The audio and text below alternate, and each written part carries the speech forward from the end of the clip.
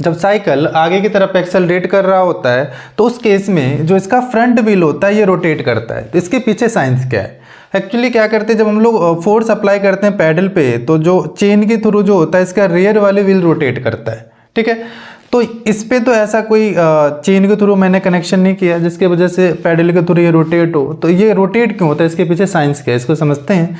तो सबसे पहले हम लोग दोनों व्हील्स में डायरेक्शन ऑफ फ्रिक्शन निकालेंगे। तो जब ये व्हील्स रोटेट हो गए इस चेन के थ्रू तो यहाँ पे देखा जाए ये पॉइंट ऑफ कांटेक्ट, देखोगे ये व्हील्स इस तरीके से कुछ रोटेट हो रहा होता है।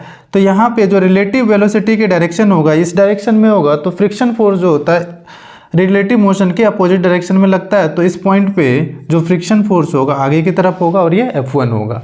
और इसके वजह से जो फ्रंट व्हील होता है आगे की तरफ स्लाइड करता है। जब आगे की तरफ ये स्लाइड करेगा तो इस केस में फ्रिक्शन फोर्स जो होगा पीछे की तरफ एक्ट करेगा। ये आगे की तरफ स्लाइड कर रहा है तो फ्रिक्शन फोर्स इसके अपोजिट डायरेक्शन में तो पीछे की तरफ एक्ट करेगा। और ये फ्रिक्शन फोर्स टॉर्क जनरेट करता है जिसके वजह से ये फ्रंट व्हील रोटेट करता है।